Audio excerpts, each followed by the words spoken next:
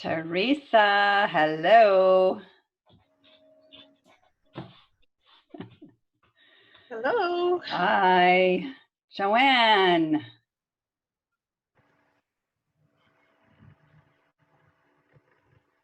Hello. Hi, Joanne. It worked. Why am I so surprised every time it works? You tech wizard, you. I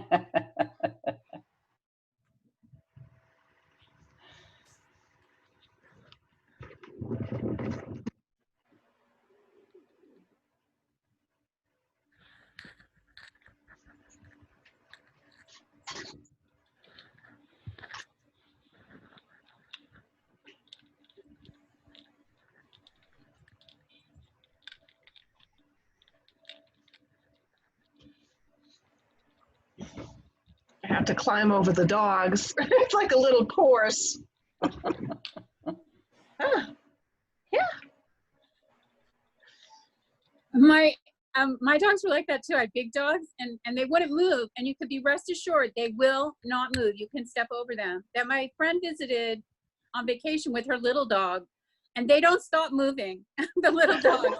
They're the ones you have to watch out for. They'll be right under your feet.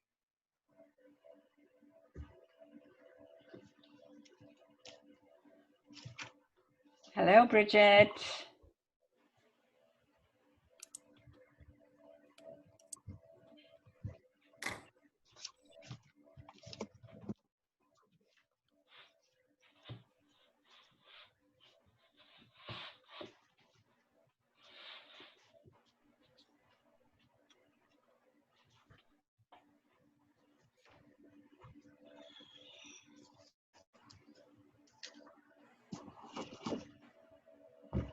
So, Teresa, you know Cindy? Cindy I know Clark? Cindy from a fly. It's like a home organization. FLY stands for Finally Loving Yourself. Nice. And then I think we have the same health coach, Michelle Steele. Excellent. And so she's the one who must have posted the information, and I clicked on it and said, oh, Cindy's here. I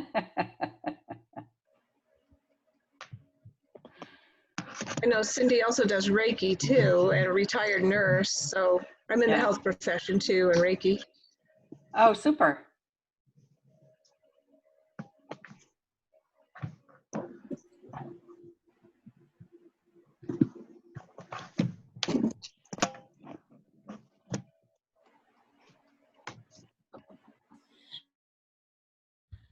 Are you? I lost count. Go ahead, Joanne.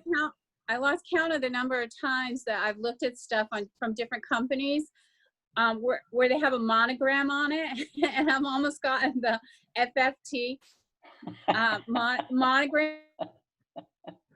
The script or something like that has kept me from doing it, but I'm looking. Yeah, I think that I'm going to get a piece of paper and paint it in gold and put it up in front of my computer. I think that's what I'm going to do. Or I'll print it out. I'll get a font that I like, print it out, and then paint gold over it. I was thinking an idea was, your graphic that we work where you're at the center in the 4 quadrants. Yes. Where you could do that on a mirror. Oh, you could. With they have these labels that you can customize and then stick on. Yeah. And you can, I just thought it was interesting because you'd see yourself the whole time that you were doing it. No, actually, that's a good idea. You could have someone take a picture, and then you actually could print it out and you'd have it all the time. So for those of you that don't know about the FFT, if there's any children around, sorry, better plug their ears. The FFT is the fucking first time. And we do it all the time, all day long, and then don't pay attention to it and don't pat ourselves on the back for experiencing an FFT. So the last time, Bridget, that is not fair, you kissing that kitten, that cute little, that's Apple, the new kitty.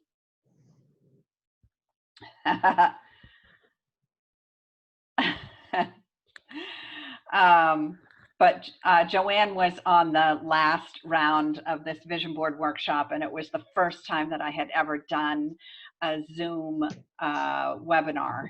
And so it was a big thing for me because I was really freaked out about all the technology and, you know, thought that I would really make an ass out of myself. So it was a big FFT, and Joanne was there to experience it.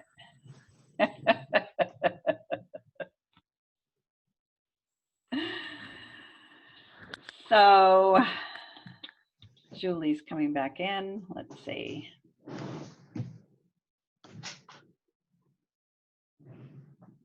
There she is.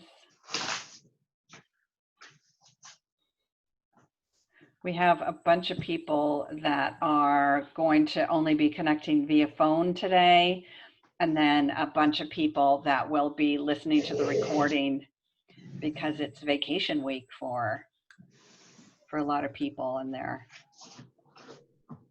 out of range.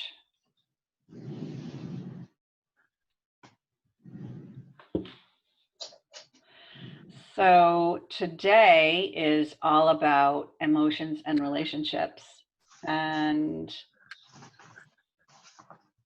it's not only about the emotions and the relationships. Actually, a lot of it is not about the emotions or the relationships that we have with other people.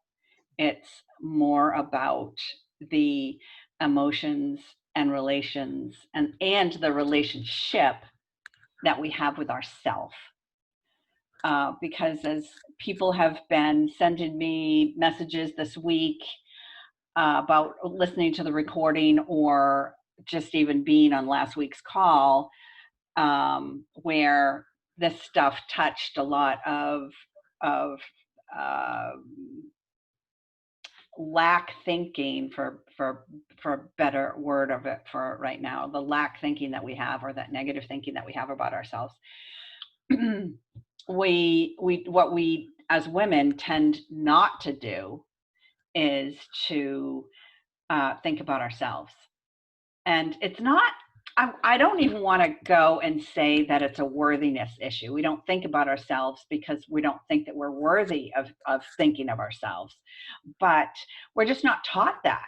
We are taught to look at others, look outward, and be the caretakers for others. And I know that my mother was really lousy. Hi, Ula. My mother was really lousy at taking care of herself, at saying what her needs were.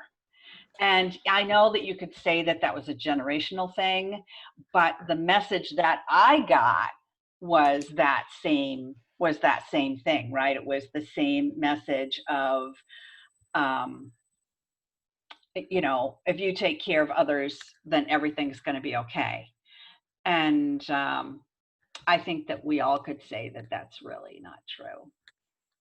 That really messes us up. So anybody have any comments or questions that they had about last week that they want me to clarify? Anything that you need to unload before we get into this week? We all good? Hang on, somebody's. Okay. Leanne is not, just sent me a message, just say that she's not going to be in today. She's sending everyone love. So let me then go ahead and start sharing my screen.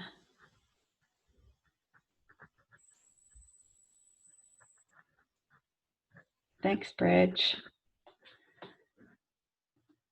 is letting people in today.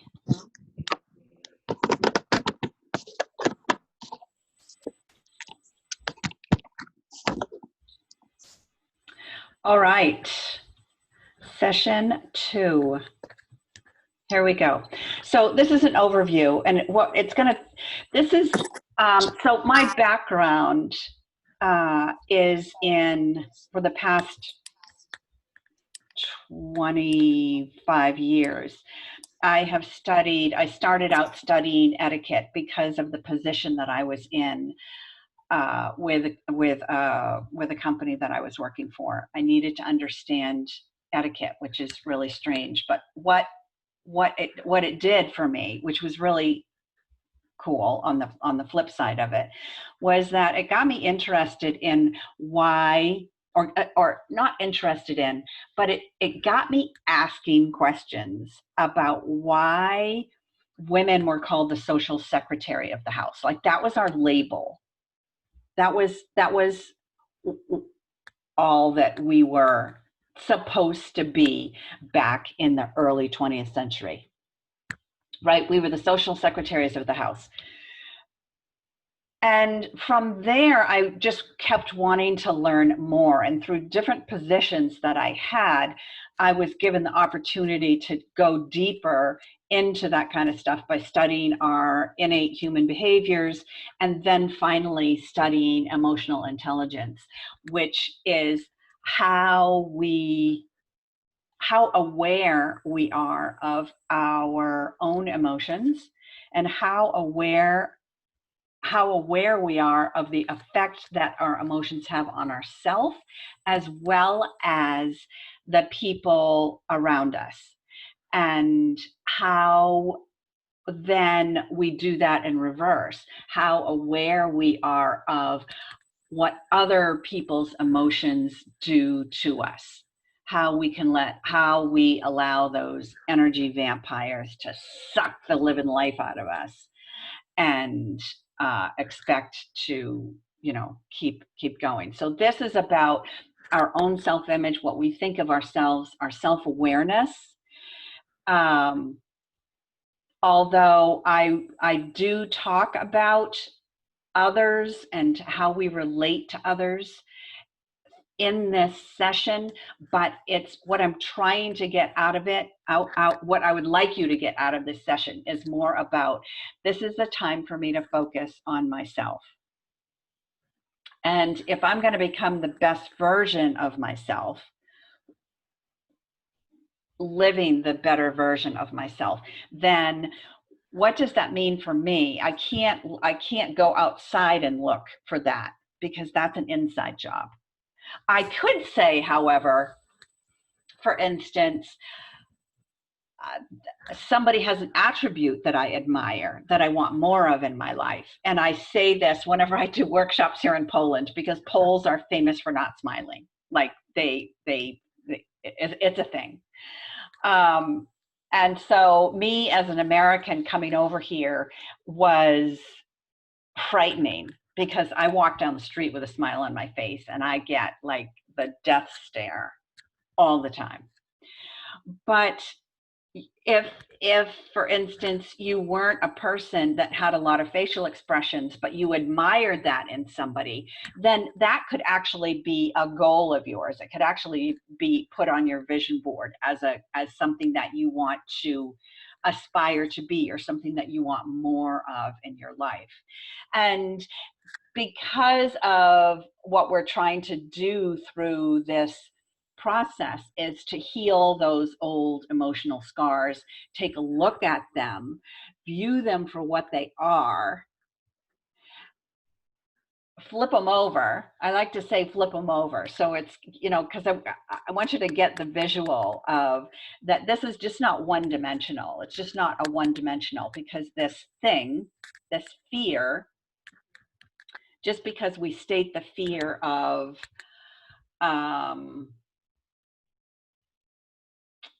will anyone love me, or no one loves me, or I'm not lovable, just because I've stated that doesn't mean that it doesn't have a reverse side, because everything in nature, everything in life has the reverse side. So I'm going to suggest today that we take a look at those fears, those things that are stopping us that we keep telling ourselves, and just take them and look and see what's underneath that. Just look at it. You don't need to do anything with it if you're not ready to go there, but I just want you to know that there's another side to the story that you can look at. There's another lens that you can look at. If you have bifocals, like, I've got two lenses in my glasses, so I can look out here, or I can look down. It's kind of like a good metaphor, actually. Now that I think about it, bifocals, I'm looking out toward other people and their reactions, like like them, taking care of them. And my bifocals make me look down, right? So I'm looking down, more inward. So if you can imagine doing that to every single fear that you have, of just flipping it over. So asking yourself all the time, am I acting from a place of self-confidence, or am I reacting to outer stimulus? Because we don't get a decision, we don't get a choice in the matter until we stop and pause. And I think that more than anything, that's what these sessions are about, is that this gives you're giving yourself permission to stop. And that's like the best gift that you could ever give yourself, is to stop and pause. Nothing has meaning until you give it meaning. And this was, I'm trying to get that light from the back of that back window. I tried to hide it as much as possible, but nothing has meaning until you give it meaning. And this was something that I read a few months ago, and it shook me to my core. Like, I got mad at it. I got mad at, the author that wrote this, because I had to take responsibility for the meaning that I was giving stuff, and it made me mad. I don't know about you guys, but I was like, damn it. All right. This is another one. Dr. Maxwell Maltz was if way back in the day, I think this was way back in the 50s, that Dr. Maltz came up with what was called psychocybernetics. And psychocybernetics back then was the study of the brain, was the study of why we do stuff. And he was fascinated, there's a couple of really cool psychologists that were fascinated with women. He was fascinated with women back in the 50s, mind you. So it's not like this is anything new. Don't go thinking that you're, like the only one that's got this fear stuff going on, because you ain't. It's been going on for centuries with us. But he wanted to understand, he did a whole bunch of research on women, because he wanted to understand why women always looked at the half glass empty, like why women always had these fears running around them. And yeah, sure, some of them are real legitimate fears, but most of them are just occurrences that we gave meaning to. And most of the time we chose the bad meaning.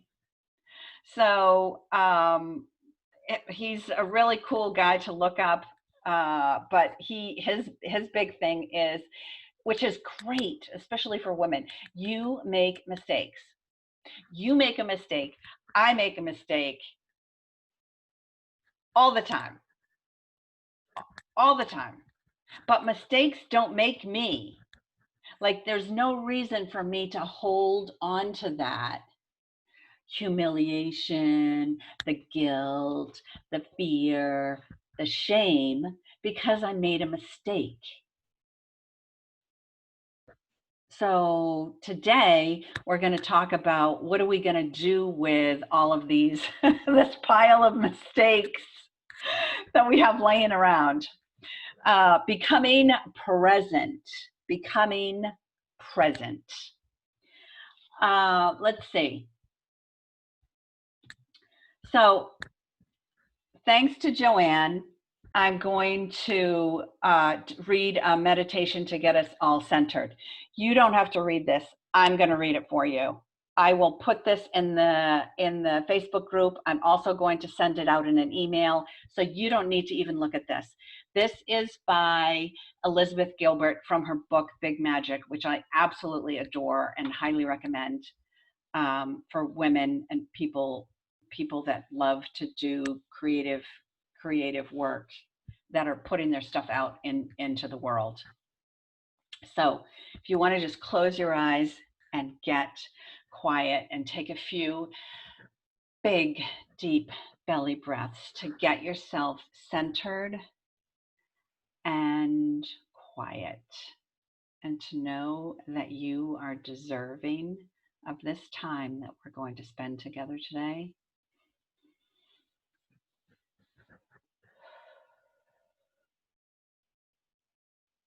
To give yourself some good oxytocin, that feel good love bug hormone that's like giving you a big hug from the inside out.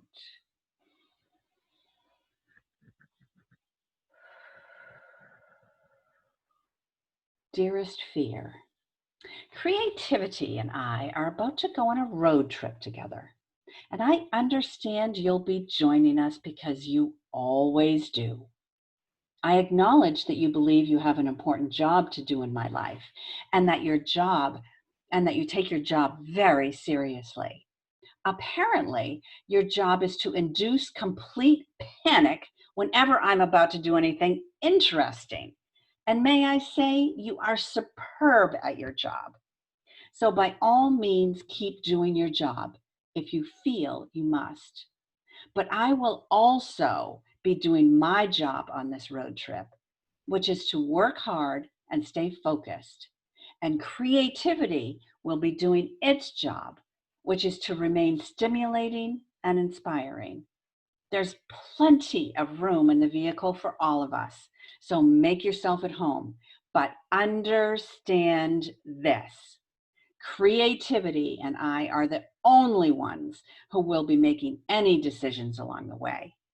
I recognize and respect that you are part of this family, so I will never exclude you from our activities. But still, your suggestions will never be followed. You're allowed to have a seat, you're allowed to have a voice, but you are not allowed to have a vote. You're not allowed to touch the roadmaps. You're not allowed to suggest detours. You're not allowed to fiddle with the temperature. So, dude, you're not even allowed to touch the radio. But above all else, my old familiar friend, you are absolutely forbidden to drive.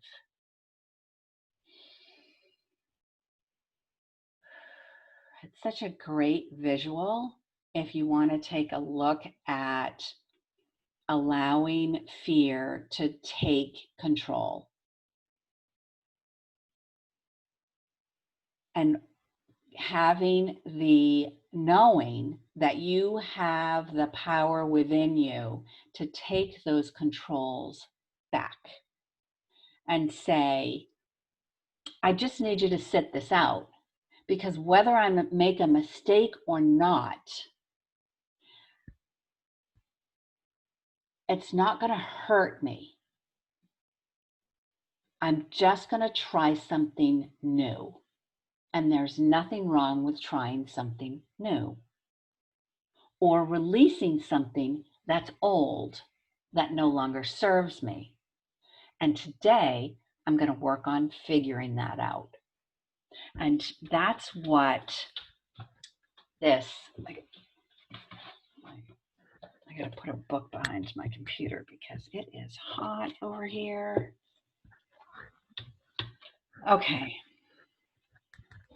So, dearest, deepest fear, right? Just like put it away. Our deepest fear is that we are powerful beyond measure, that it's our light, not our darkness, that frightens us. Our light that frightens us. Because once we allow our light to shine, then we have to be accountable. then we have to do, we got to choose something different. But if we don't look at, if we choose to live in the darkness, then we don't have to choose anything because our life is on autopilot. We just get to, it's like life on cruise control. But that's not living, because our dreams never get to evolve. We never get to evolve. We are reactionary from our past. We don't even really get to react to the future because we are still worried about what's going on in the past. We're not even present. So we were born to manifest the glory of the infinite that is within us, not just in some of us. Just like when you are setting a goal, someday is not a day of the week. If you're going to write your goal from a view of someday, that's like aiming a dart at nothing. And that's exactly what you'll get, is nothing. But then, if you're also not allowing your light to shine, then you get to remain in the darkness. And you get to say, see, that was for somebody else. It wasn't for me. But if you believe that there's something within you trying to come out, that it's not just in some of us, it's in every one of us, then we have to hold ourselves to a different standard. We then have to define our values. We then have to define what success is for us,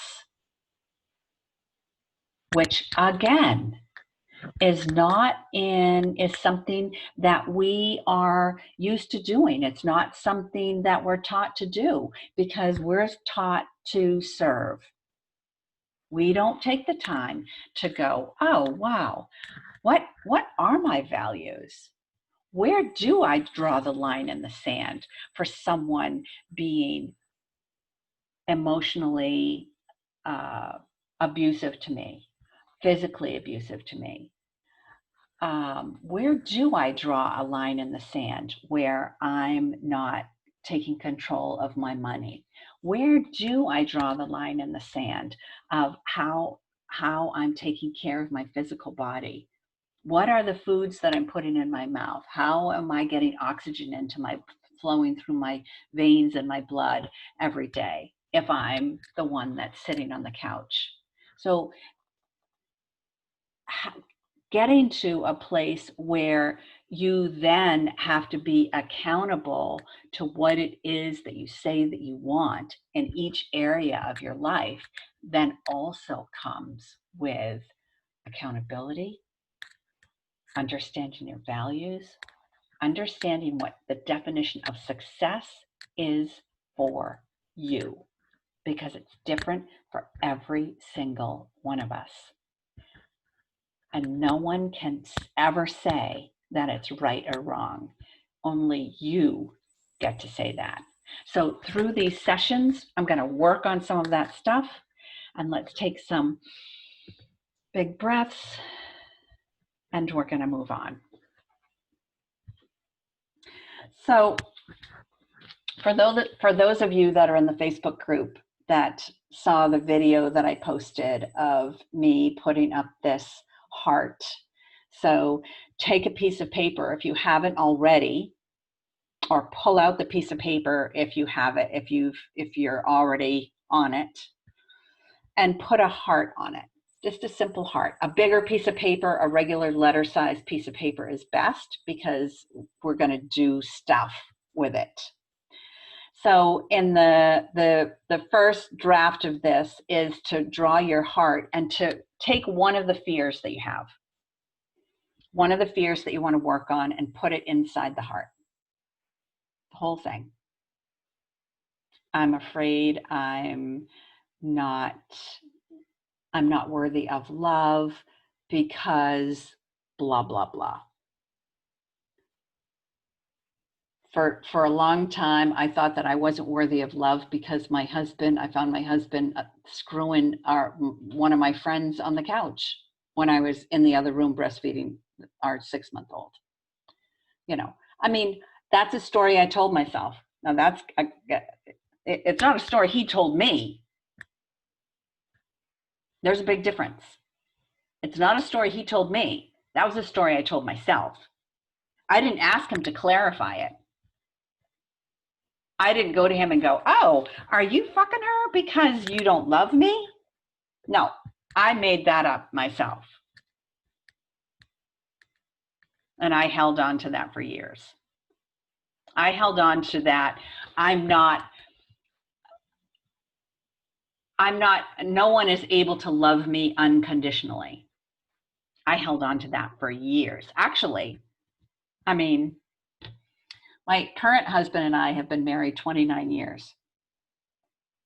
And we were in Arizona at the time, so that was 2008. And I said to him in 2008, wow, you really do love me unconditionally, don't you? How could you do that? Now, mind you, is that crazy?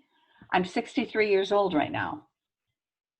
So in my what, late 40s, early 50s, I'm asking a man, my husband, why he would love me unconditionally.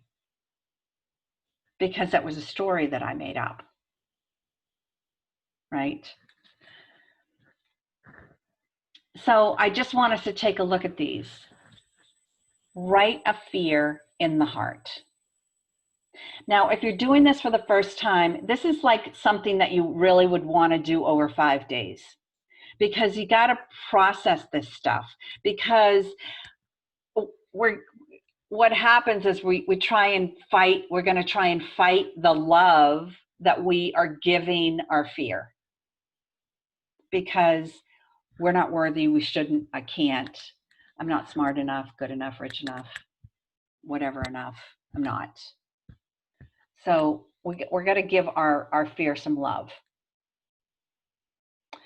And then on the outside, once you're able to sit with that, on the outside of the heart, I want you to write words. I want you to take a look at this fear, and I want you to flip it over, as I said earlier. We're going to flip it over, and we're going to take a look at it and say, what is the reverse of this? What's the reverse of this fear? What did you get out of this fear? Because in nature and in everything else, there's 2 sides to a story, right? So the other side of this story of I'm not lovable could be,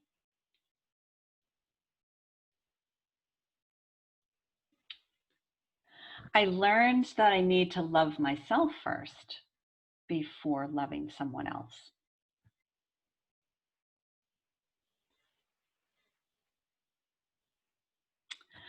I learned that I needed to start placing boundaries on whom I was going to give my love to, instead of just being okay with whoever asked me out on a date or whoever wanted to say, hey, you want to get married? So what is that goodness that comes out of this fear? So you want to write that all around. And don't filter this stuff, girls, because this is for you. This is only for you. You don't have to share this with anybody. I've had throughout this week, I've had a lot of people messaging me about this fear stuff. So don't think that you are the only ones that have it. Don't think that you're alone. I've also had some people post in the Facebook group. If you want to go over there and start, exploring some new ways to look at this fear, do that, because we can all help each other through this. And as you write those words around your heart, what would you be most afraid of happening if the words that you wrote around the heart were your new norm and this fear disappeared? What would you most be afraid of happening? Because if I've got I'm not lovable in here, but on the outside of my heart, I'm writing, oh, it looks as though I need to have some boundaries around who I allow into my life. And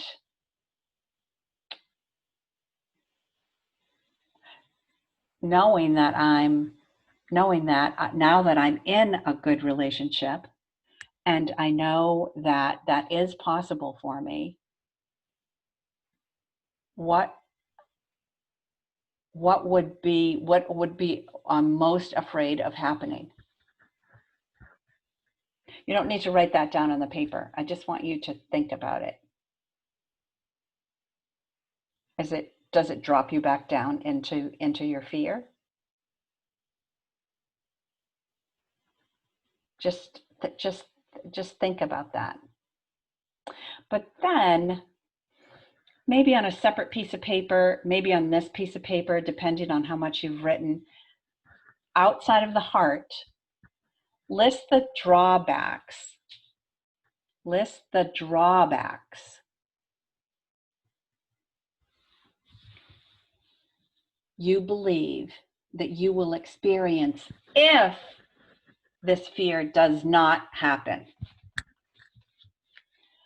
So I'm not lovable. What drawbacks do I believe are going to happen if this fear essentially is not true and that I am lovable?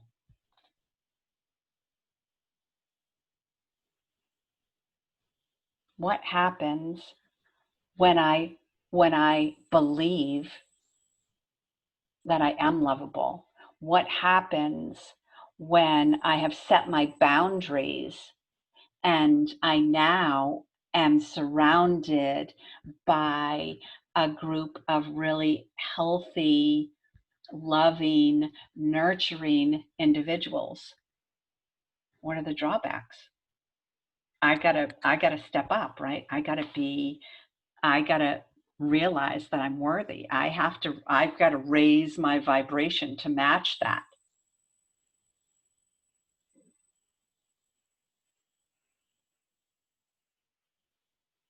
So if you then, I did this in reverse, if you then list the benefits, if you were to experience this fear,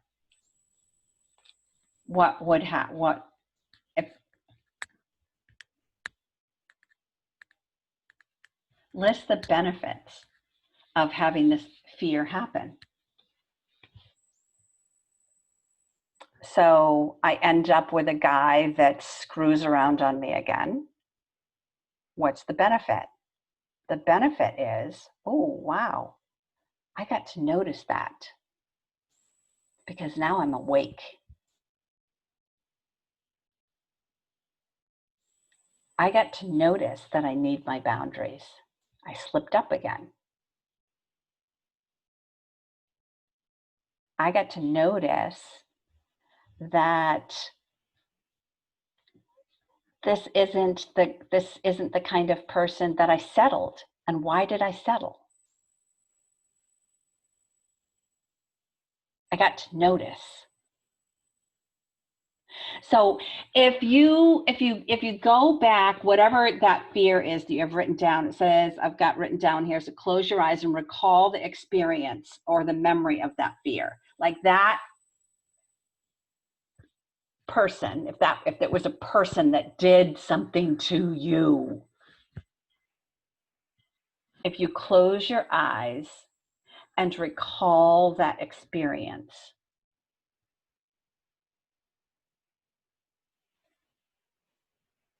all that emotion that comes up.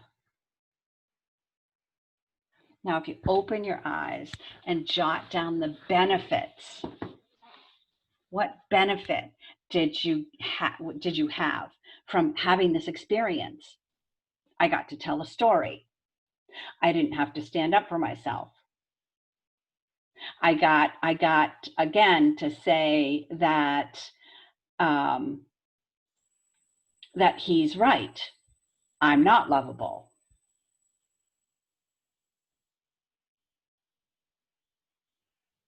So I get to hold, I don't have to do anything now. I get to hold on to my old crap life and not draw a line in the sand. Now, list the drawbacks if this experience had not occurred.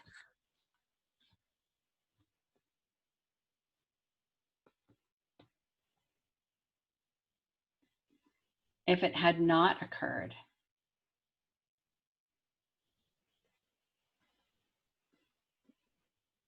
Because there's goodness, there are those two sides.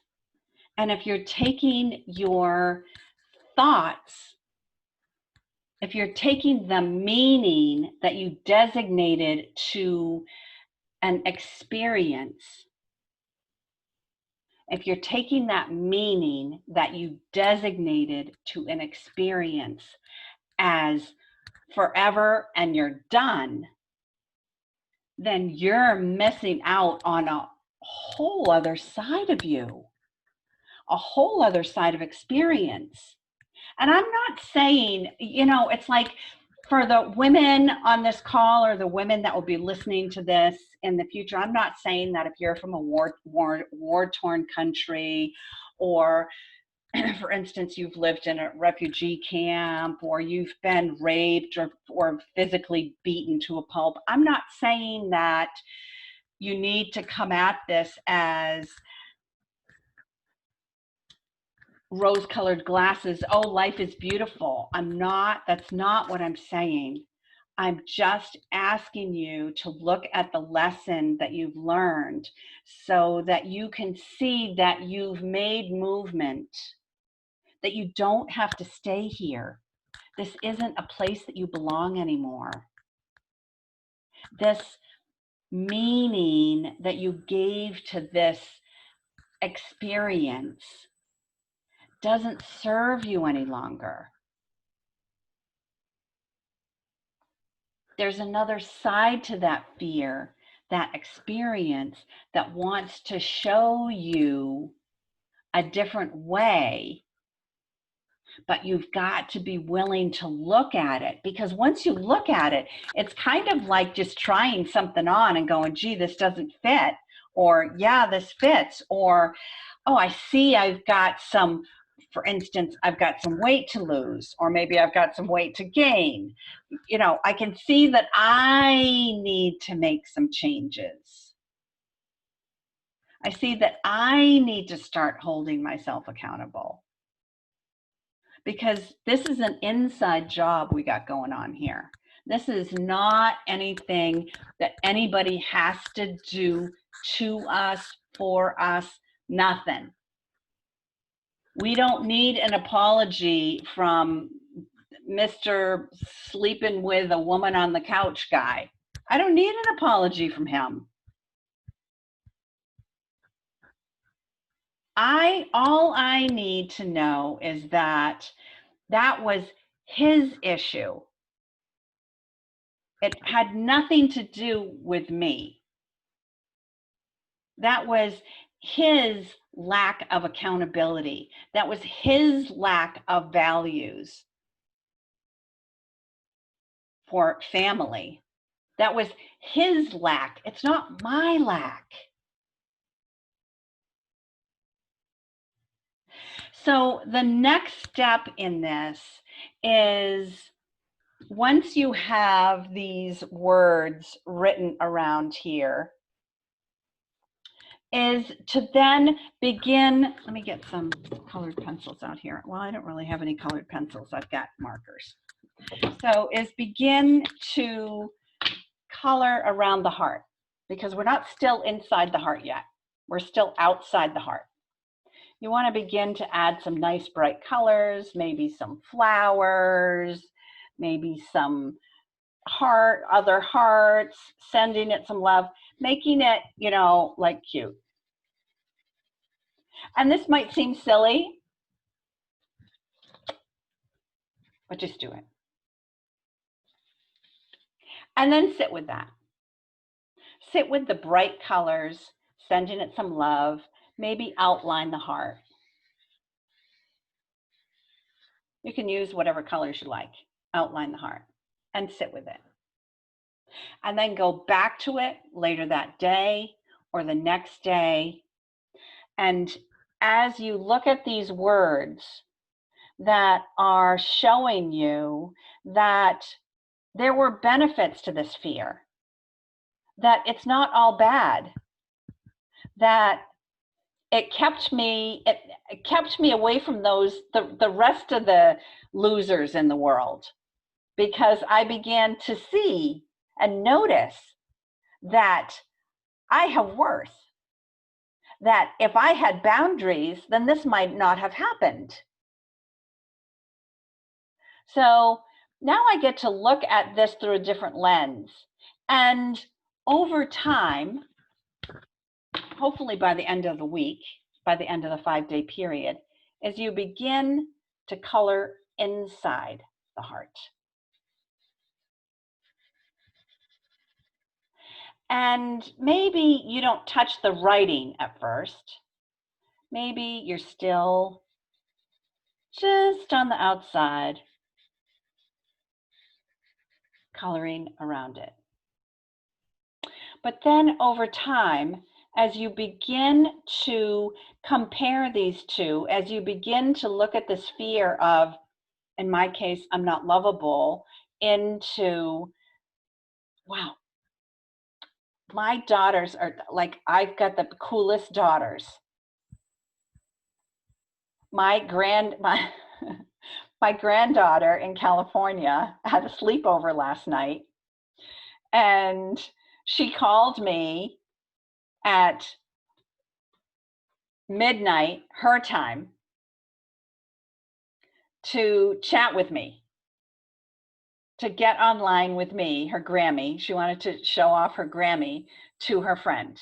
And they made slime together. They're not 9 and 10 years old. They made slime together. And we were on the phone for an hour until I finally said, girls, it is 1 o'clock and you really need to turn the lights out. But that is some fierce love I got there, right? So I'm like, this guy here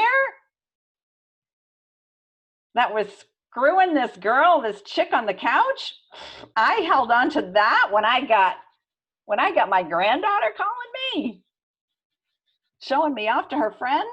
Whew. Seriously, Mary? When I got a husband now, okay, so it took me 3 times to get it right. I'm not saying that anybody needs to do that. I'm not saying that you need to get married for 3 times, but so sometimes it takes me a while. I'm a slow learner. I'm trying to stop that from happening to you. So I got a husband now that adores me,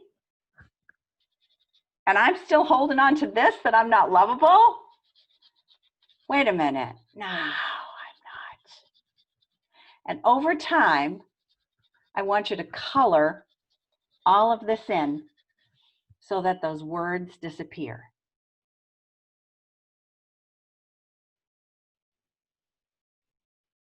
Now, I'm not saying that this should be done in a day. I really think it needs to be a longer process. And I'm saying that because you've got your conscious mind and your subconscious mind that need to come together. in order for you to believe this emotionally and change the image that you have and the story that you have attached to that image about you're not lovable. Because you know better now. You have proof. What's my proof? And if you feel as though you don't have any proof that this fear is incorrect, then you need to go back and start all over again. Because I guarantee you that if you have experienced some kind of fear or are holding on to some kind of fear in your life, that you are holding on only to a past story and only to something that you gave meaning to. So look at why you gave meaning to the story. What do you get out of it? Do you get sympathy from others, maybe? Does it make it so that you don't have to do something? Like, look, because there's a reason. There's something behind why you're holding on to this fear. Just take a look at it. This is for your eyes only. And then after that, what I did was I'm going to put this in the I'll email this out to you, and I'm going to put it in the Facebook group as well, which is I did a little brochure, which is instructions on how to do this, and then just a heart on a page if you need one. And the instructions go into a little bit of detail about coming into your own truth. The opposite of fear is love. What's the truth behind the love that you have for yourself? And if you're in lack about the love that you have for yourself, then put that in the heart. Put it in the heart and do the same thing with it. Take a look at where all these stories are coming from. Because I guarantee you, they no longer serve you. It's just something that we want to hold on to for some reason because we get something out of it. We get something out of the store of holding on to the story. But you release the story, then you got to show up in a different way. And through this process of building your vision board, you're going to build that new version of yourself that can then say, okay, this story does no longer serve me. Because I have a path now. I've got my values. I've got what success means to me. And once we have all these pieces that fit together, then all of a sudden we start to release and let go and become that bigger, better version of ourselves.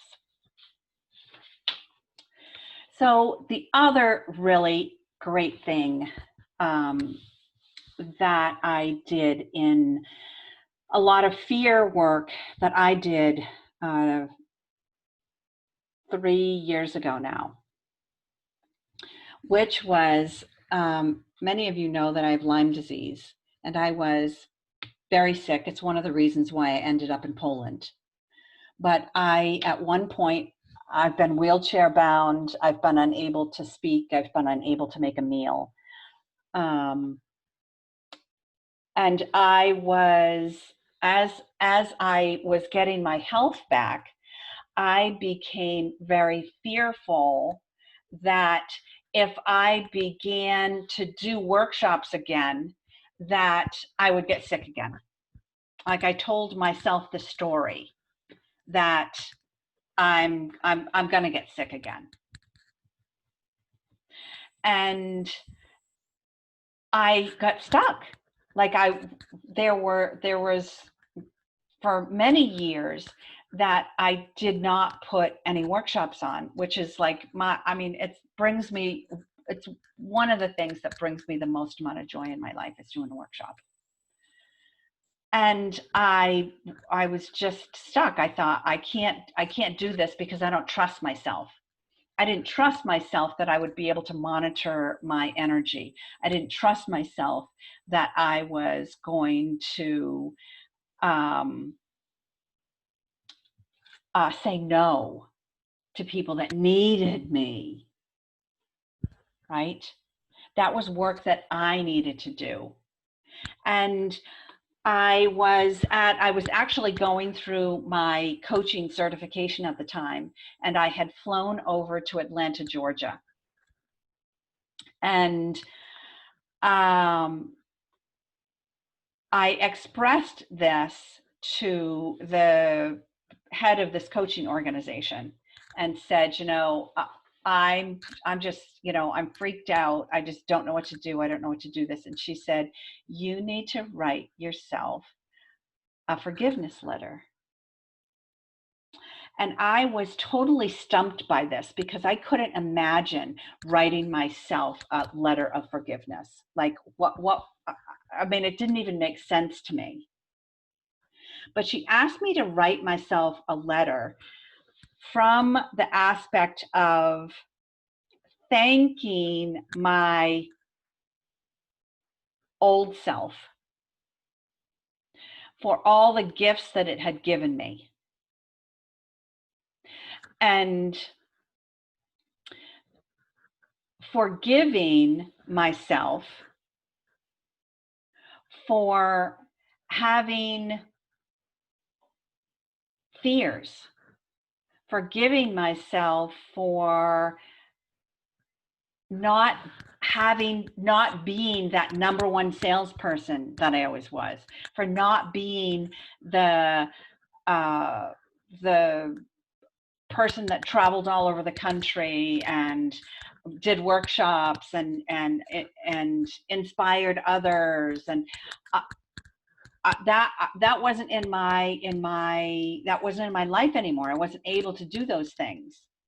And so I had to forgive myself for a life that was no longer me. That life gave me some gifts, just like in this reframing your fear exercises. That old life gave me gifts. It left gifts behind of the person that made me the person that I am today. And I was like, no, that's stupid. I'm not going to do that. And when I flew back to Poland and started going through all of the things from this workshop that I had been at and looked at what she was asking me to do, I was like, okay, I'm going to do this. And I sat on my bed and I closed the door and I sat on my bed for 2 days and bawled my eyes out as I wrote. And it was that releasing of, it's okay to be this. I don't have to be the number one salesperson in the US anymore. I don't have to be that person. That person helped me to get to where I am, but I don't have to be that.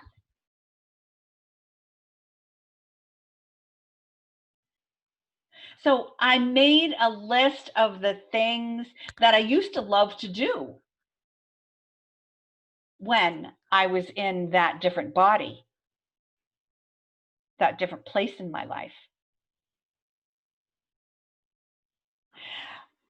And after I wrote that letter, it was like pages long. After I wrote that letter, I crumbled it up and threw it in the trash. Because it no longer served me. I noticed, I released, I thanked it. I thanked my old self. I forgave myself for not having to be number one. What do you need to forgive yourself for? Bridget has a great story about this as she was going through a relationship breakup, and some of the things that I asked her to do. Bridget, are you online? I am, yeah. Okay.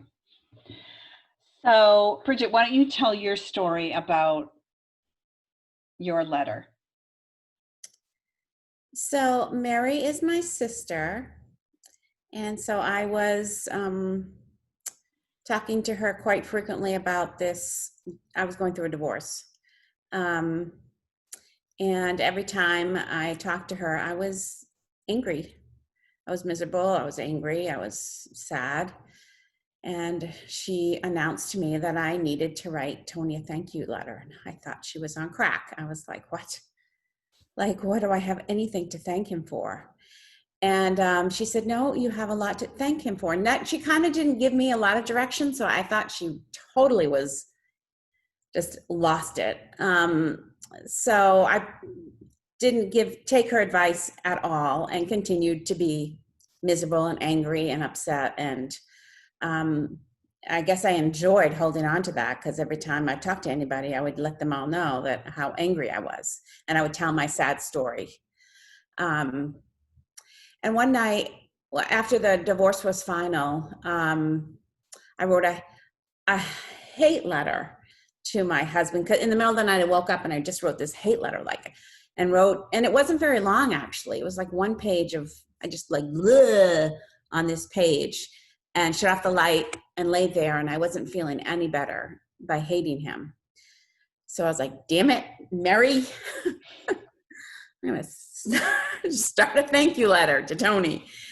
And it ended up being like 6 pages long. It was the best exercise I'd ever done. Of thanking him for all, there was a lot of good things that came out of this breakup that I didn't realize. There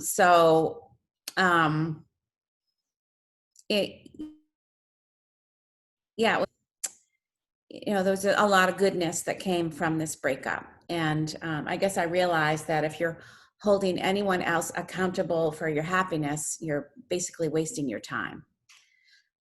So I was able to release and see the good side, the goodness of what came out of this divorce. And it was very helpful to me. Awesome. Thanks. Even though I hated you the whole time.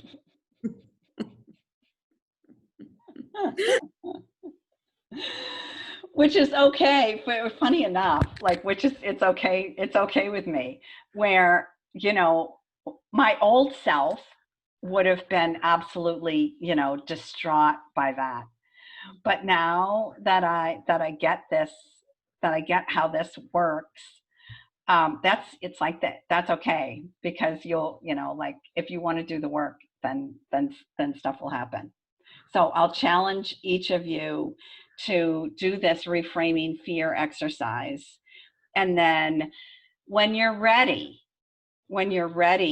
to take this picture to the next level and write it a thank you letter or forgiveness letter, forgiving yourself, forgiving that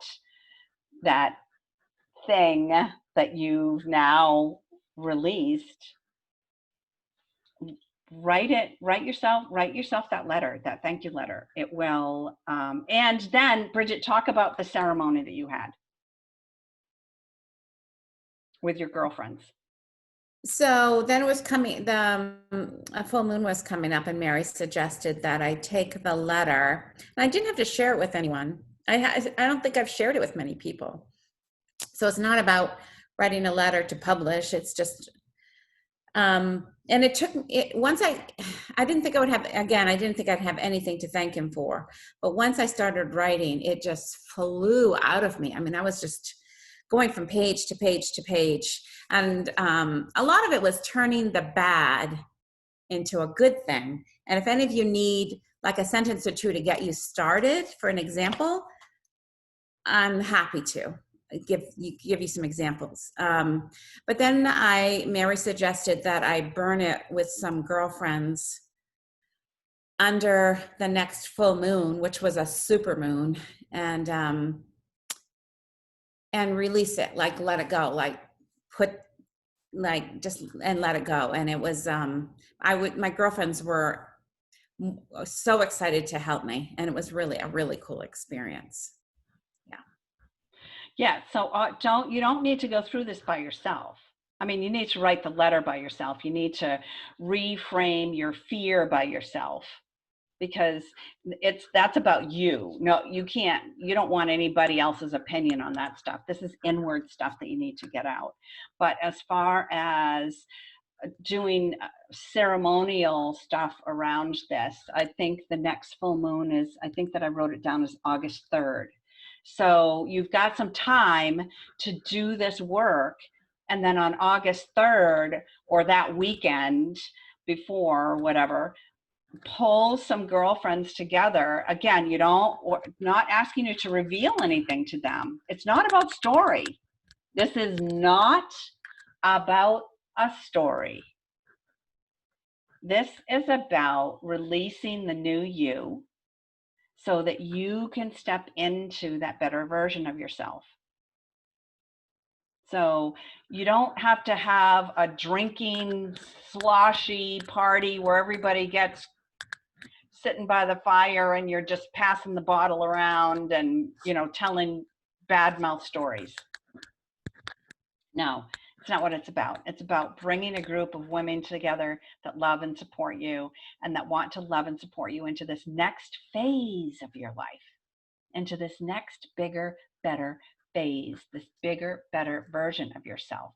So bring those women together and let them know, I'm stepping across this line today, girls. That person is now gone. This new version of me is coming forward. And then these women get to hold you accountable to what you say and who you say you're going to be. That's when it gets really cool. So I wanted to show you, for those of you, I've had some people send me messages over the week saying that they still don't understand what they're supposed to do for a vision board. So I thought that I would share another one with you. This one is, her name is Christina. She is from Ukraine. I met her at the university. She was a university student, and came to Łódź to study film directing. And she got here, by the way, the Łódź School University of Cinematography is the second highest ranked film university in the world, second to one in America. I can't remember the name of it, but anyway, so like this is Roman Polanski went here, although Roman Polanski has his own issues. It's like this is a big deal, this school. And when I met her through the program that I was putting on at the university, she was like, yeah, no, I'm not. I don't know what I'm going to study. I don't know. And I was like, well, why did you come from the Ukraine to here and leave your family? Oh, I just wanted to go, like get out of the house and go someplace. And I was like, there's something else that's here. There's another story that's here.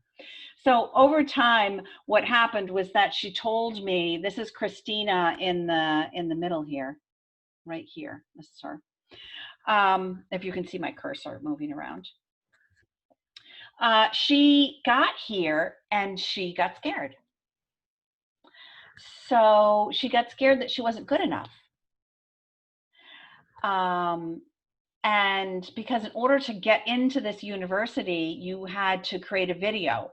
And she didn't want to create a video because she didn't think that she was good enough.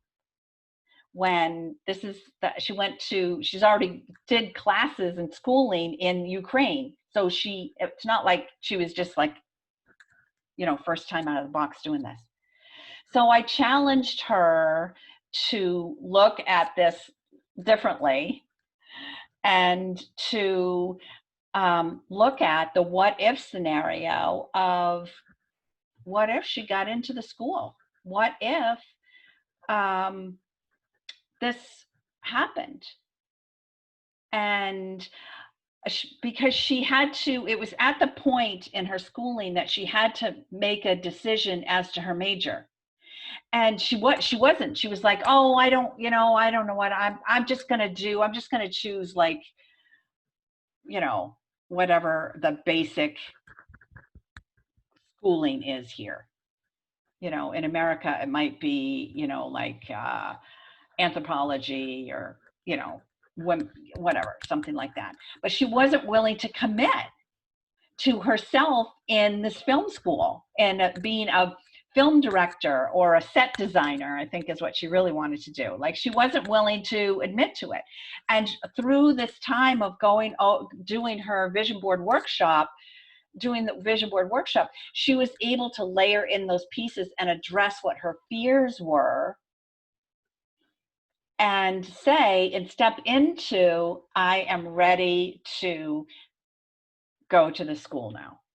And so it's like, it was like night and day too. It was like night and day with this stuff that she released and was able to say, wow, I can't believe I'm going to do this. So this is her vision board. As you can see, it's like all of those pieces are there. Her goals, her mind, body, spirit is all there. So however your vision board looks is going to be perfect. But know that, and allow people to ask you questions about it so that you make sure that you've got it all there. So that you make sure that you can step into that picture. You can step into that picture and have the same vibration that that image is projecting.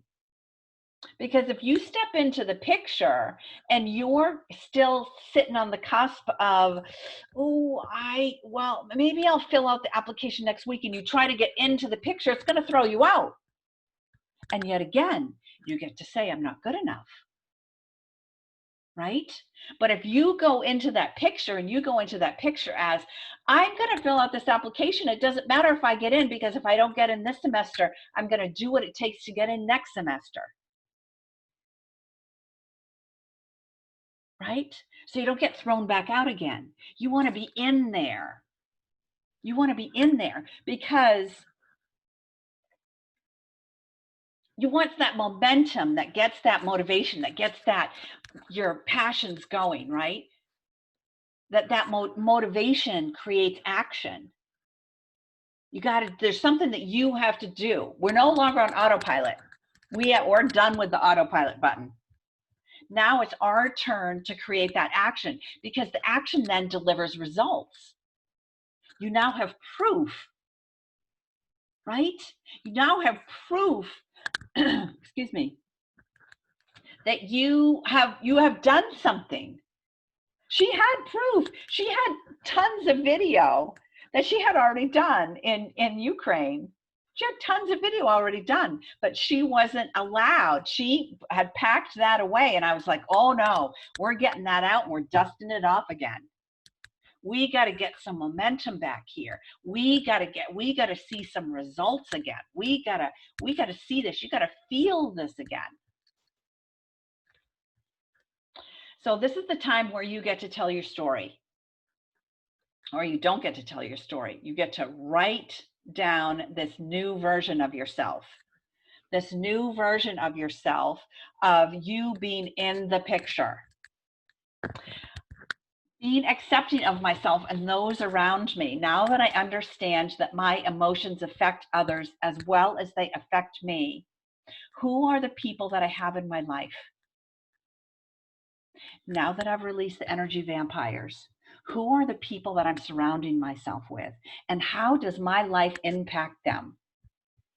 I mean, the cool thing is for me that right here, while I'm sitting on this phone call with you, not only does my life, what we're sharing here right now, what each of you are sharing with me, whether it's in the chat or on the Facebook group, what each of you are sharing, what I am sharing, how many people we are going to impact in the world. Because this is going to be a program that's going to be available to anybody.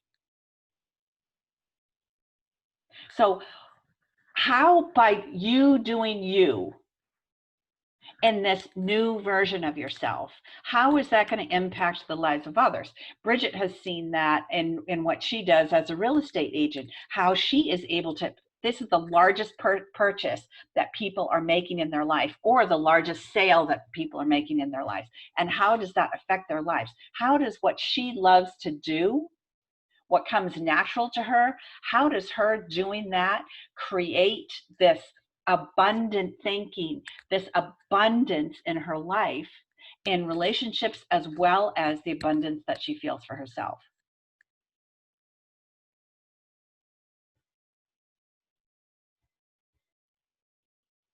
Who am I now that I have everything that I want?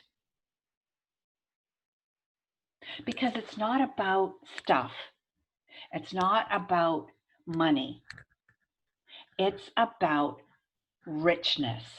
How rich are we? And now that I have everything that I want, how that I know that I know that I know that I'm worthy, that I'm lovable, that I am enough, that I am smart enough, that I have what it takes, that I'm not too old, that I'm not too young, that I'm not being fake.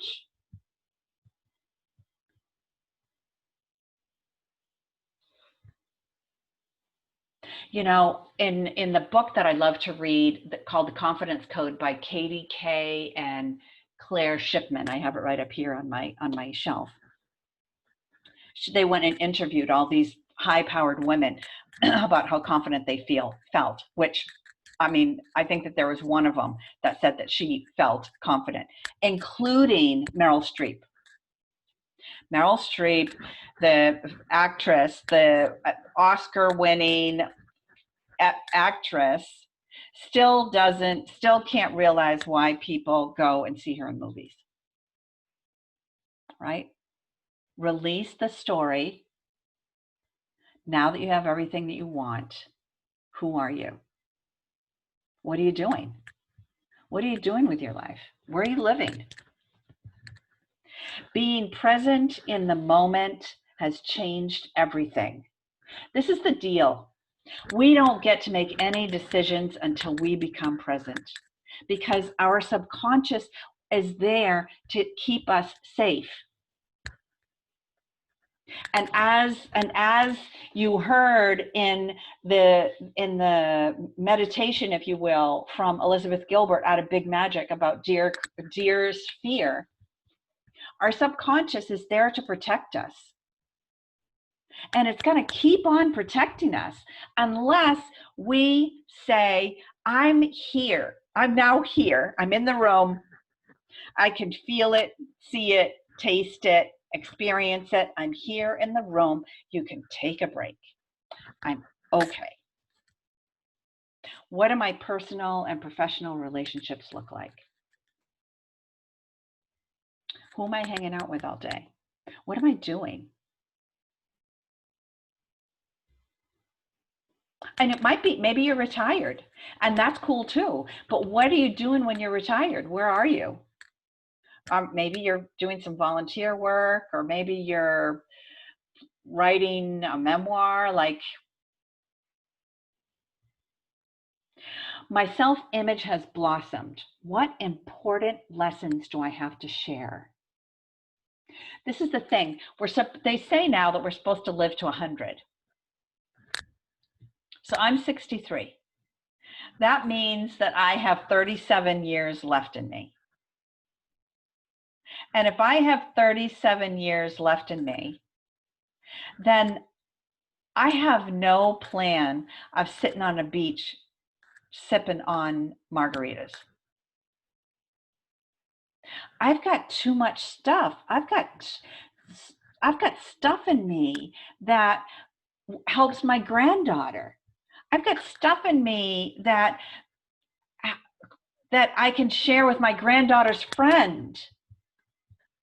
I've got stuff in me that can help you to live a better, more prosperous, more loving, more authentic life. So who do you want to share your lessons with? And it could be your family, it could be your daughter, it doesn't have to be like a big scale thing, but what are the lessons you've got to share? And with who do you want to share them with?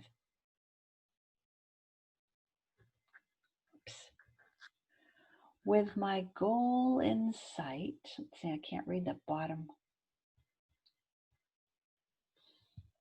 With my goal in sight,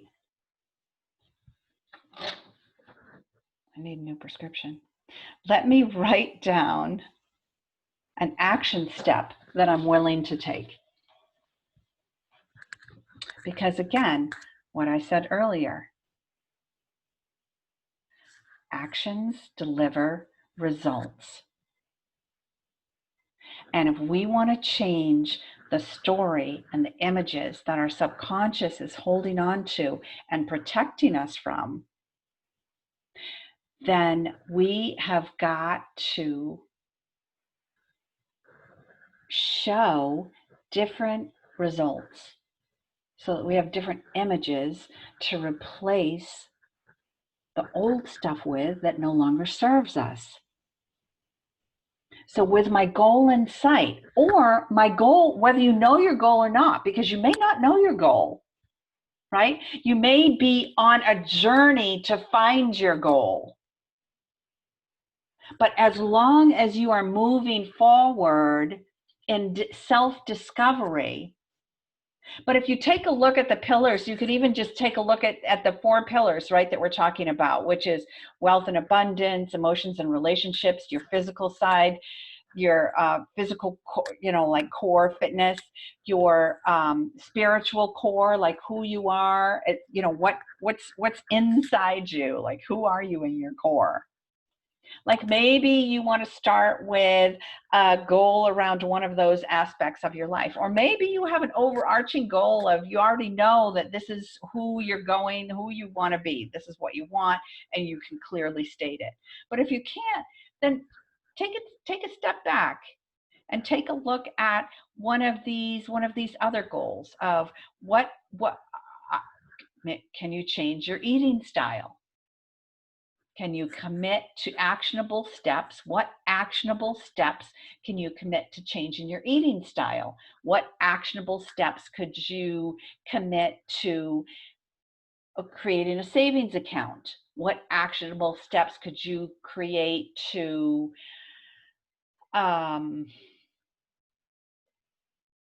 setting aside time every day to either meditate or journal or go to a place of worship? So what's one actionable step that you are willing to commit to? My life is valuable. My life is valuable. And if you don't think it's valuable, I want you to go back to here and list in here what about you is not valuable. Where is the fear that tells you you're not valuable or worthy? So these are exercises that you can use time and time again. These are not just exercises you're one and done. Because we've got years of this stuff that we're lugging around with us. So get used to these, get familiar with these exercises when or if stuff comes up for you. My life is valuable. I am worthy. I am living the best version of me. I've released my energy vampires.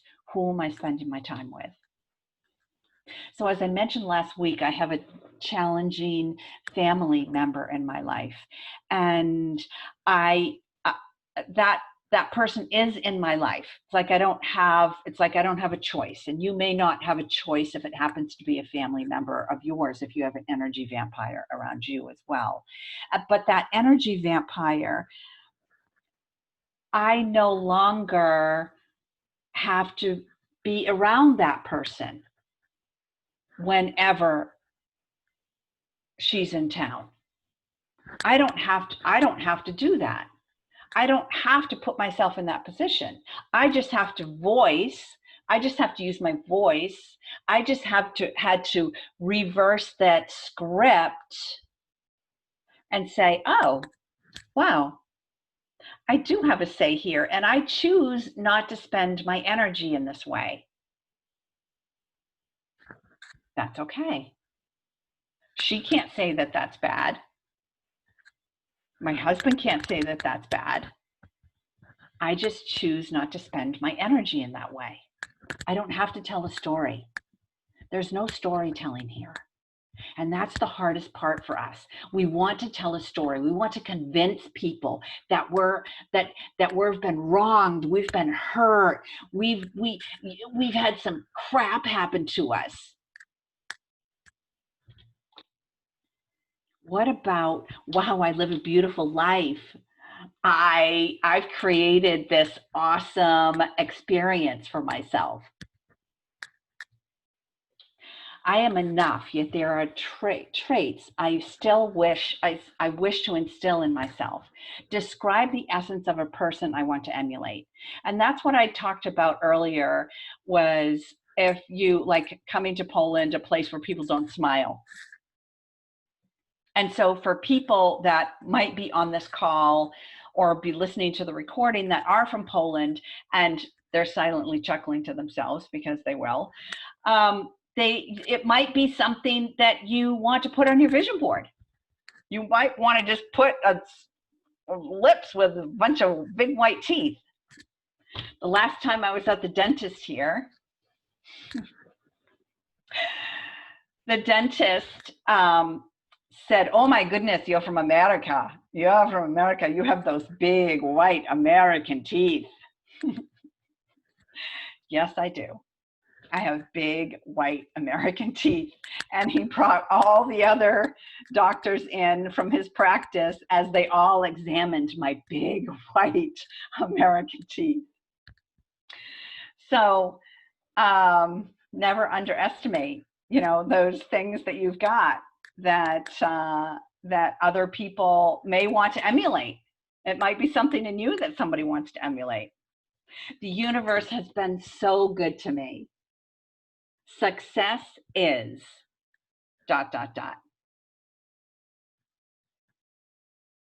What does success look like for you?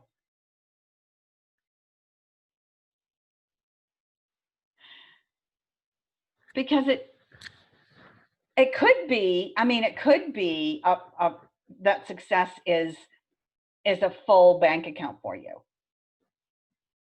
But I'm going to challenge, if that's what you have written down or that's what you have thought, I'm going to challenge you to go a bit deeper and describe what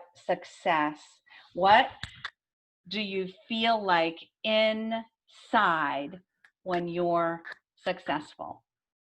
Describe that. What do you feel like inside when you feel successful?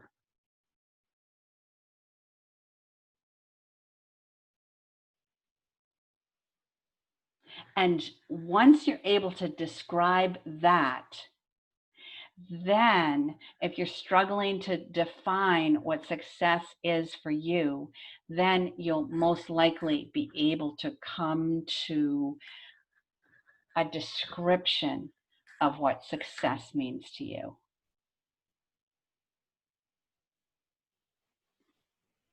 For instance, when I think of myself as successful,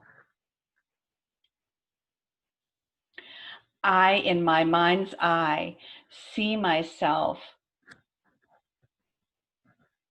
walking onto a stage where there's 10,000 people in the audience. Because for me, as a speaker, as a workshop facilitator, there is nothing that gets me more excited than being able to share this information with others. And the more people that I can share this information with, the better I feel, not only about myself, but about the world, about how I can affect the world by women having access to this information.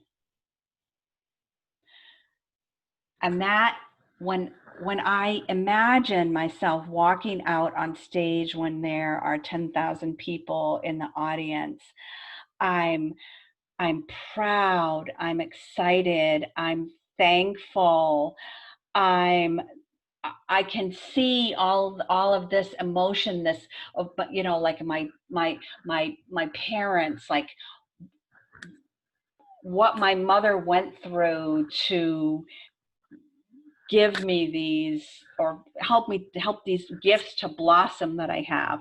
How my father, by being this amazing role model for his profession, how that created this passion in my life that I just can't, I'm just not able to stop this. I'm just not able to sit on the beach and sip on a margarita. So that vision of success for me, then I'm able to go and put a sentence around that version of success and me living that best version of myself.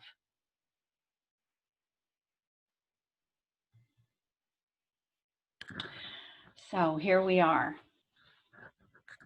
asking the what if question. And tomorrow, or when we get off this call and you look at yourself and you go, okay, I get this emotion stuff. I get the relationship stuff in relationship to my goal and what I want to do and where I'm going with my life. What about now if you are that person? One action step. One action step.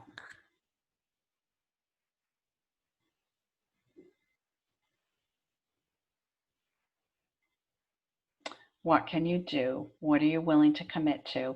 And if you want to, go over and share that in the Facebook group. Then we can all help to hold you accountable. Hold one another accountable, I should say.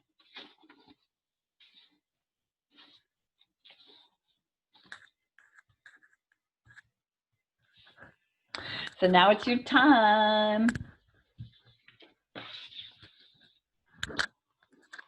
Emotions are a big thing, and I don't take them lightly because a lot of times we're looking outward instead of inward. This week, I want you to go in.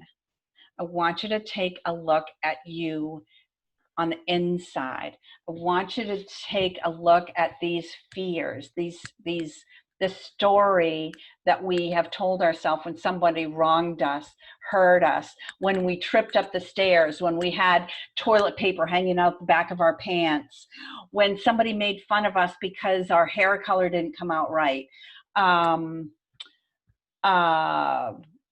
When you're starting a business and you're afraid that nobody's going to pay you.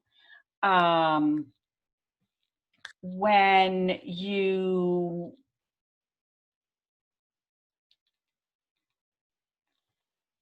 you are just fearful that it's for somebody else and it's not for you. Give it some love. Give it some love, and it will love you back. I promise. It's how the universe works. There are two sides to everything. Give it some love, and it will love you back. That's how it works.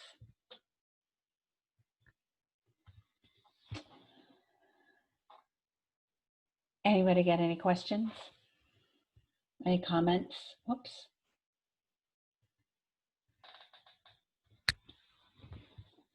Anything going on for anybody?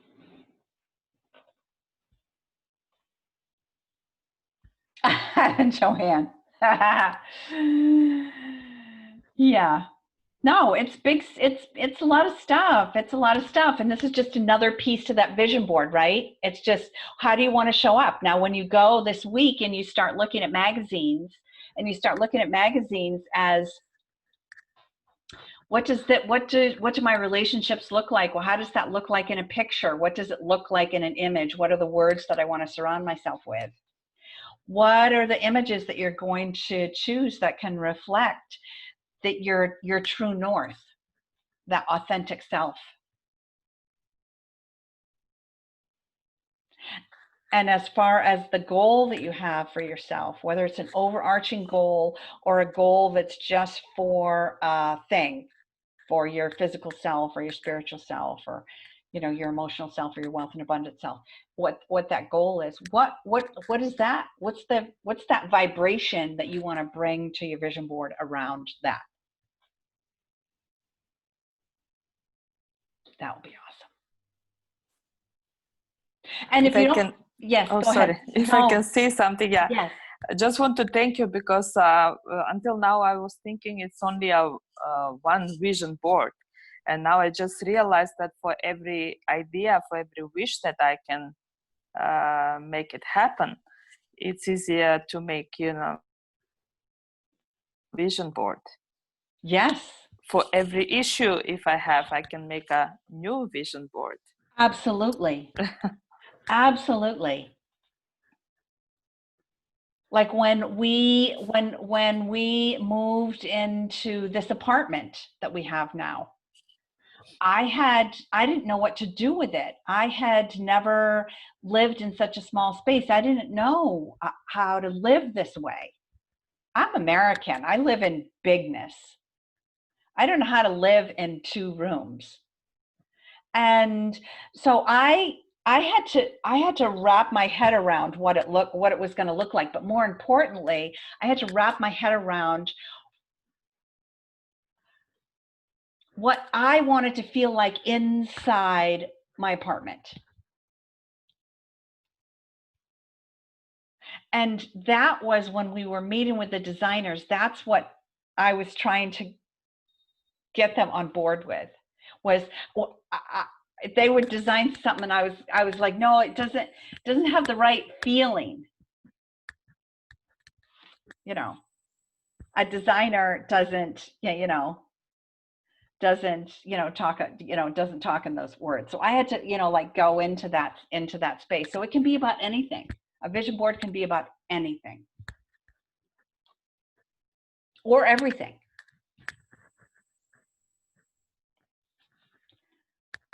Let me see what we got in the chat here. I'm grateful that I was able to get some magazines last week, Julia. Otherwise, my vision board would have been filled with pictures from weekly food advertisements.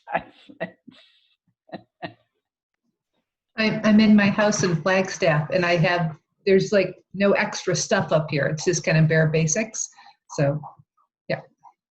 Excellent. Super. You can also download pictures from the internet. But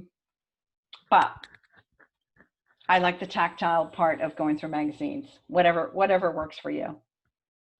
Whatever works for you, and cut out more than you need. I always keep an extra, I always have a big envelope going of images. And sometimes I use them and sometimes I don't. But when I go back, when I'm refreshing my vision board or making a new vision board and I go back to those images, I'm like, ooh, this has still some juice to it. This has still got some juice to it. I gotta uncover what's there, right? What's the best way to preserve the board? Well, there are people that will laminate them. People will put like varnish over them or lacquer, some kind of lacquer over them. Other people just roll them up and keep them. There was one person that wrote in, I can't remember if it was the Facebook group or that sent me a message that said she just found her mother's vision boards it was you? So, right? It wasn't, she didn't have it in any special place, right? And all the edges are curled. And I remember looking at it about 10 years ago when we moved out to Colorado, and it was still bright, but then all the weather had really made everything curl and the colors are faded, whereas it's probably 40 years old. And I wish I would have had it laminated just to look back. I found my mother's journal that said, "Do not read." I read every bit of it and I go back to it. So it's like I do want to kind of leave it laying around for, you know, the people in my world that can say, hey, what was she thinking? So That would be really cool. yeah. There's from it was probably 1892. It was an embroidered vision board. Most likely, it was probably 24 by 24 inches of the important things in that person's life.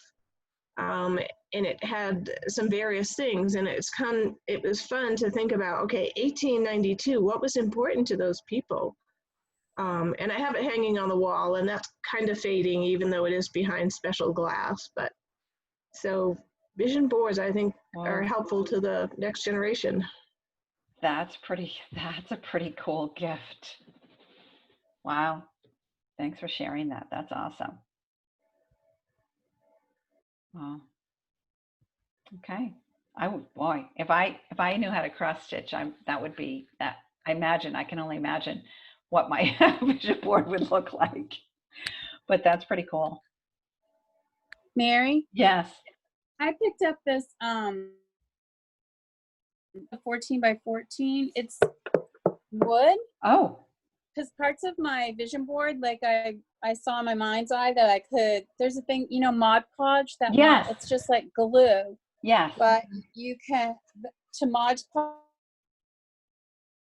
and then in this thing in my mind, I'm gonna then paint in gold over the top of that joy, just over the top of Beautiful. those like images to me, and then it's, you know, looks like a piece of art to someone else, but it has all that other connotation stuff to me. And so I decided to take parts of my vision board to do that, like with it, you know, so I can leave it out for me. That's super. I can't wait to see it. They're part, like the whole other big one, like out, but this one I feel like I can just put on the wall and leave it, you know, as a reminder for me. That's super. I just wanted to let you know too that I went to that workshop. Like I had 2 other girlfriends that were going to go with me, and I ended up driving over an hour, you know, each way by myself, which I haven't done in a really long time. And it was the aromatherapy and reflexology workshop for the day. And it just like I found that like by doing the exploration through the vision board stuff, like I'm able to just like, yeah, be more present, more courageous, and move into those spaces. And then it just seems to like grow exponentially in the moment. And then I was able to share at that group of women that were there for that, my experience with, I think I told you about the relationship part of the vision board. Because of my past experiences, I mentally just couldn't like get there, of like my passion around relationships or my, you know, goals in terms of relationship. And what I was able to do, like to get to that feeling of what would it feel like. But what I was able to do was to find these like kind of earthy masculine scents in aromatherapy. And I got a spray, a soap, and a candle, and I put them in different rooms. And it literally like opened up this space in my home for this masculine energy, and I could enjoy it and really embrace it. And it wasn't about the idea of relationship anymore. It was more about the energy of relationship.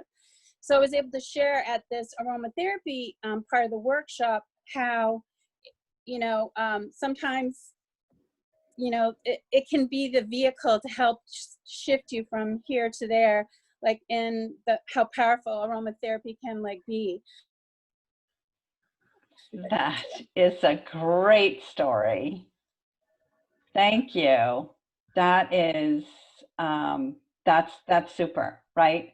It's that really, it's like looking at us as though we're an onion and we're just peeling these layers off to get to that core, that essence that is us. And what is it that you can do to start peeling those layers? Like I mentioned last week, similar to this aromatherapy that you're talking about, Joanne, like when I'm, you know, like not feeling like loving, or, know that I'm going to be in the, in the presence of an energy vampire, then I, go into the bathroom and I spray myself with rose water. And as I do it, I say, breathe in the love, Mary, just breathe in the love, right? It's like, whatever, like, don't think that anything is silly, like coloring in a heart on a piece of paper. Like, it's subconscious stuff. We're only trying to unlock the key to partnering with our subconscious. It's all that this work is. And whatever that is for you is what it is how it works for you, right? And that's why through this process, I'll give you a bunch of different worksheets, a bunch of different exercises to do. Not that each one of them you're going to go, oh, this is it. Oh my gosh, this is the one. But each one of them, you might get a different way of thinking, a different way of thinking about something, or it might be one of them where you go, oh my God, that was it. I needed that. Like, that one spoke to me. Right? So just try this stuff, be open to the experience. I know it takes time, but you know what? If you don't take the time now while we're in this, when this ends, I'll tell you, the stuff doesn't get done, unfortunately. Not unless we continue the group. The stuff just doesn't get done because we let life go on autopilot, because it's more, our subconscious is more powerful than the willingness that we have to make it different. So, have fun, be gentle with yourself this week, give your fear some love, give yourself some love. As I mentioned the last time, I always like to, before my feet hit the floor, or after, especially after I exercise in the morning, as I put my hands in prayer position and say, may I always hear the truth. May I always speak the truth. May I always feel the truth. And then I give myself a big hug and say, I love you. Namaste. Thank you. Right? Because I want all of me to get this message that my new true north, my true authentic self, is seeing my truth. It doesn't mean that anybody has to agree with me or that it has to be right for anybody else. I'm seeing my truth. I'm speaking my truth. My energy vampire that I don't need to be around. I don't need to be around you today. I don't have to tell you why. I don't have to tell you a story. I'm speaking my truth. I'm feeling my truth, because in our gut, we're going to feel everything. If you're present, you're going to feel everything. And once you feel it, it should be a bell goes off to notify you that you need to, you got to act. There's something where you have gone off course and now you need to act. But I got to do it from a place of love. And I've always got to remember to thank myself. And I thank you for being here and spending time with me. Again, this was a really long session. I apologize for that. But let me know whatever you need throughout the week. And you're welcome, Verka. Teresa, thank you. Yeah, you're welcome. And I'll see you next Saturday And thanks, Zula. And, you know, stay active in the Facebook group so that we can just get this stuff unloaded. Unload it. Don't need it. Thank you. Love you all. Bye.